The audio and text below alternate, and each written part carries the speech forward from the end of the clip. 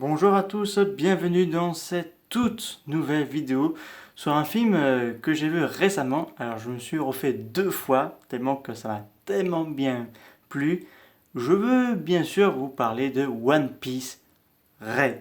Donc la fille de Shanks Uta. Donc c'est le grand film qu'on attendait énormément. Alors on pensait que le film sortirait en 2023, parce qu'il faut savoir qu'il y a certains décalages pour la plupart des films qui sortent au Japon. Sauf que cette année, on a la chance que le film sort chez nous en France. Il est sorti le 10 août 2022. Donc là, il a fait un très bon succès en France, malgré quelques critiques que c'est trop musical et tout. Sauf qu'à Marseille, là, il y a des gens qui ont enlevé leur t-shirt et tout pour dire qu'ils étaient très contents de voir ce film-là. Moi, j'ai beaucoup applaudi à ce film parce que tellement que ça m'a énormément plu. Alors, je vais faire un petit synopsis bien fait.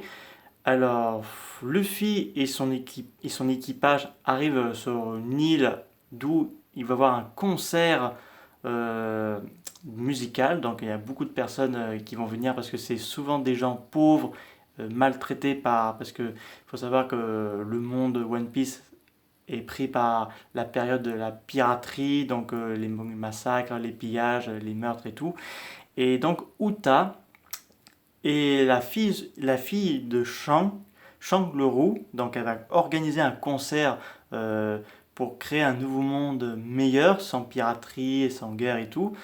Et donc là, avec ses musiques excellentes, elle fait bien sûr un très bon carton auprès du public, excusez-moi, et que surtout, Luffy et Uta vont se rencontrer parce qu'ils se connaissaient déjà parce que quand ils étaient tout petits. Et donc, bien sûr, ils parlent un peu de leur passé et tout. Mais Uta va révéler qu'elle va réaliser son rêve, créer un monde meilleur où il n'y a plus de guerre et tout ça. Donc, elle va un petit peu menacer le monde. Mais c'est pas vraiment une méchante. Elle est juste un peu pris par sa folie et que surtout par une musique assez dangereuse qui pourrait conduire l'humanité à sa perte.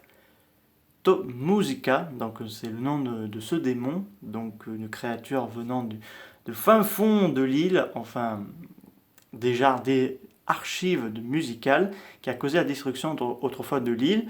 Donc qu'est-ce qu'on a pensé de ce film? Il y a vraiment une tuerie. J'ai beaucoup plus apprécié ce film-là qu'un précédent film que j'ai vu récemment et que surtout j'ai comme l'impression de voir un Dragon Ball Super Broly mais en version encore plus mieux, en version XXL. Donc là, alors j'imagine les gens qui vont, vous allez en train de vous dire, tu es en train de pas un peu exagérer et tout.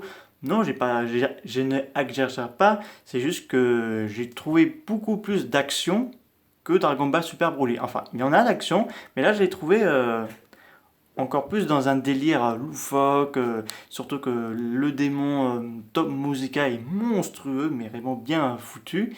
Et Uta m'a beaucoup plu, c'est l'une de mes personnages préférés de ce film et que m'a beaucoup adoré. Et enfin, j'ai beaucoup adoré ce personnage. La musique, c'est Ado. Alors, pour la version japonaise, donc pour les musiques de Uta, qui sont excellents. On a d'ailleurs un crossover de musique entre l'Attaque des Titans et One Piece. Oui, oui, il y a une musique qui fait beaucoup penser à l'Attaque des Titans. Et la version française, je vais vous dire ça tout de suite parce que c'est une française mais d'origine japonaise. Il s'agit de Mademoiselle Oshi. Donc c'est elle qui a fait la version VF pour les chansons de Uta. Et je crois aussi enfin, je crois que c'est elle qui s'est occupée beaucoup de personnages au niveau chanson, mais aussi hors musique. Et, et Uta a une très belle costume, donc j'adore ses petits cheveux et son visage, très très mignon, très gentil et tout. Et pour moi, c'est un très bon film à regarder absolument pour cet été. Alors, je sais qu'il y a beaucoup de personnes qui ont dit que ça chante trop, mais ou si vous êtes venu voir un film One Piece, c'est parce que le thème c'était à la fois sur la fille de Shang, mais également que c'est une chanteuse. Donc à un moment donné, il faut percuter dans votre tête aussi les gens.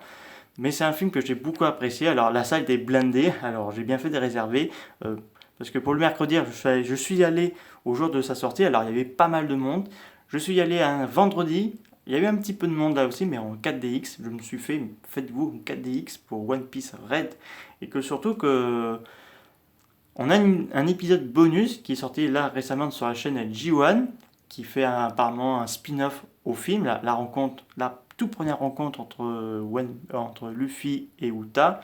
Et surtout que ce film, c'est un immense fan service. Donc là, on a bien sûr euh, les pirates je crois, de l'île au bonbon, si je dis pas de bêtises. On a la marine, je vais pas tout vous spoiler parce que le film est sorti il y a pas longtemps, donc je vous conseille d'aller le voir vite fait parce que pour l'instant c'est sorti en France. Donc pas de sortie prévue aux États-Unis ni au Canada pour l'instant parce que j'ai vu un commentaire pour dire est-ce que tu crois que le film va sortir en Canada? Alors là je suis pas sûr parce que en France on est très friand de films d'animation japonaise. Mais au Canada, je ne sais pas, donc je ne peux pas dire que je ne sais pas. Donc c'est le distributeur canadien qui doit voir comment ça se passe. En tout cas, c'est le film de l'été 2022 à regarder absolument. Là où Jurassic World 3, j'étais énormément déçu et que d'autres films d'animation j'ai énormément bien plu, ça remplace le film catastrophique de Jurassic World. Là, One Piece Red est le meilleur film de l'été 2022. Personnellement, je préfère ce film-là, tandis que l'autre film, il y a un scénario assez plutôt bof et inutile.